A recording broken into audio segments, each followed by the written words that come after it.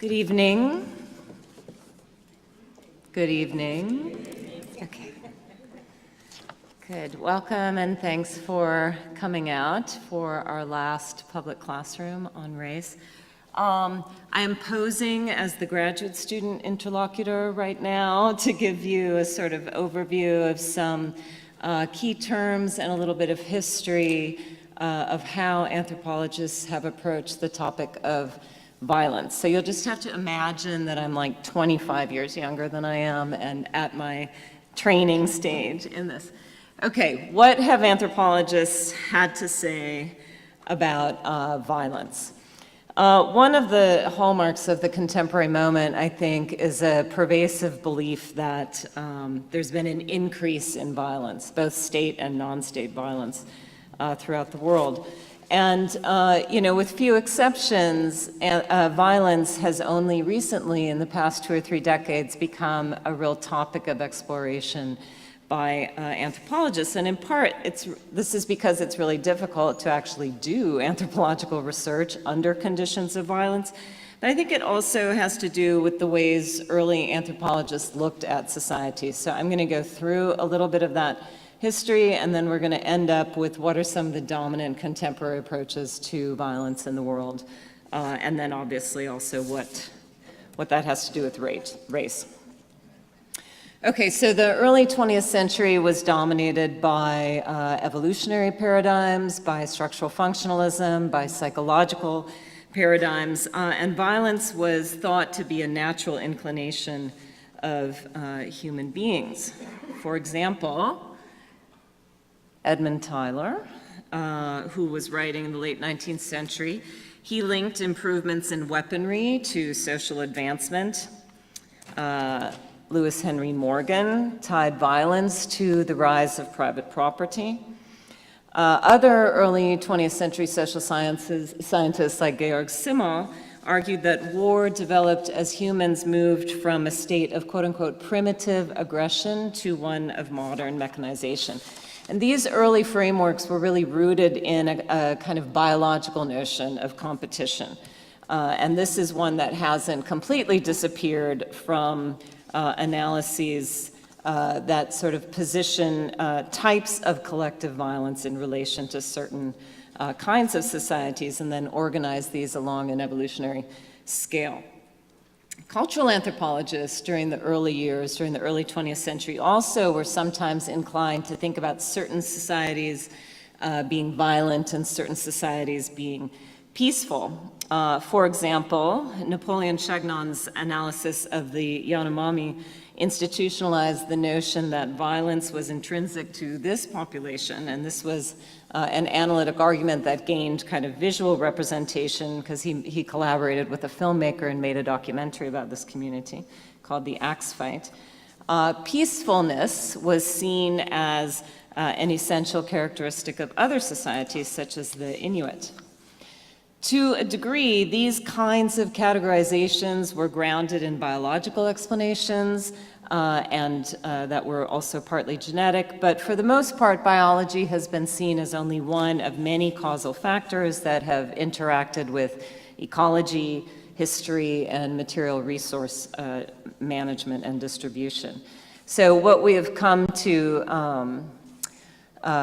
propound now most generally within anthropology is that there's no biological basis for seeing violence as part of something called human nature. Other early ethnographic work, E. Evans Pritchard, his research on feuding was coming from the other perspective that I listed earlier, the structural functionalist perspective. And they saw violence as related to the expectations of particular societies. Those anthropologists tended to look at non-state societies in order to understand how societies that didn't have states organized themselves politically. And they saw that violence was a way of maintaining the social reproduction of the group. So they saw it as a social phenomenon. More recent research has moved away both from these kind of evolutionary, biological, and functionalist arguments and has instead sought to situate violence within the context of regional and global state economic and political systems. Right, so basically what we have is sort of attention to violence between groups or interpersonal groups, physical violence, material violence, right? And now we've also done a lot more to explore patterns of what we call structural violence, which if you were here last week, that's was the sort of dominant strand through our conversations there. Forms of inequality that have an institutionalized basis in law or other kinds of policy, housing policy, education policy, et cetera. And we talk about symbolic violence, which has to do with the kinds of representations we make of people either in the media or in other kinds of expressive cultural production. And anthropologists who have looked at the last two have really been influenced by Pierre Bourdieu, who's a French sociologist, and he was interested in patterns of symbolic violence. He called these kind of covert, not overt, covert forms of violence that are embedded within the everyday practices of people and the everyday beliefs of people that structure unequal social relationships, right? Okay, so let us move forward a bit. I've talked mostly about cultural anthropology just now, but you should also know that contemporary archaeological scholarship has been especially important to discussions of violence, especially as it's moved away from a kind of comparative evolutionary kind of analysis and toward an approach that really brings together environmental and social factors within both pre-state and modern societies, right?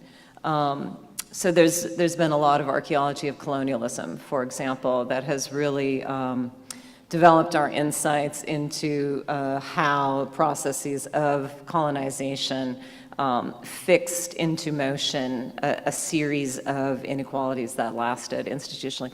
I put this book up just because I do my research in Jamaica, but there's been quite a bit of anthropology done on colonial Jamaica and elsewhere in New World societies, right? The US, the Caribbean, Latin America.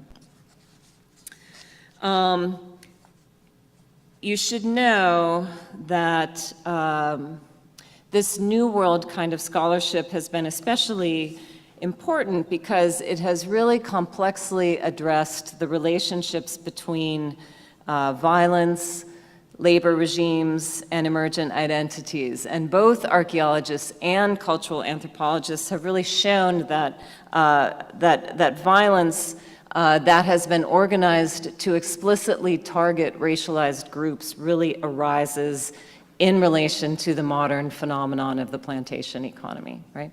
So racial violence, like what we would now call racial violence, is a modern phenomenon, and it's a modern phenomenon that originates with the New World, the settling of the New World.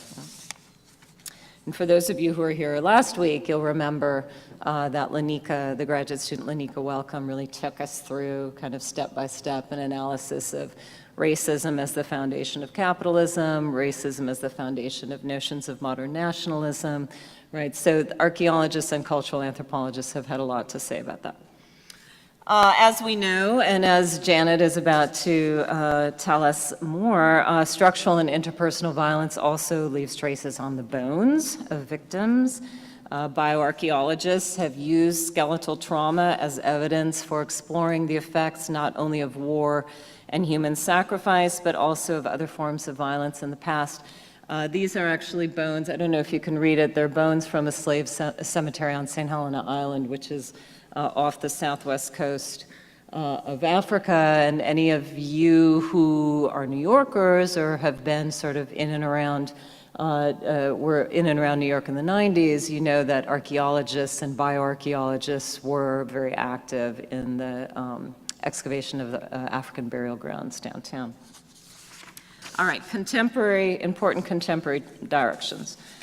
Anthropologies of colonialism. I've already talked a little bit about this, but this has been a field of contemporary study that has really tried to bring together material, structural, and symbolic violence, tried to think about how the institutional and ideological legacies of colonialism have structured patterns of hierarchy, patterns of inequality, and patterns of violence among and within groups. Many of these people have sought to and I guess I would consider myself among them, have sought to trace the continuities of colonial patterns into the present. So then we would question the post in post-colonial, or the post in post-independence, or the post in post-racial, for example, because we don't imagine that there's a lack of continuity of these structures, right? Another important contemporary violence in terms of contemporary anthropology in terms of violence and race is also the state. Cultural anthropologists have, for the past 2 or 3 decades, really taken the modern state as their object of analysis, both colonial and, again, quote, post-colonial.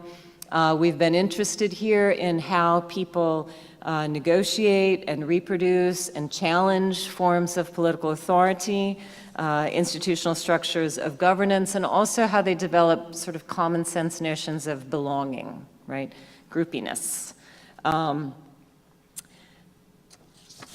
They also, this group of anthropologists tends to see violence not only as destructive, but also as productive, right? In that sense, violence produces new forms of social community, social organization, produces new possibilities in terms of social movements, right? It's not just something that destroys, and that it's important to look at what is also produced by situations of violence.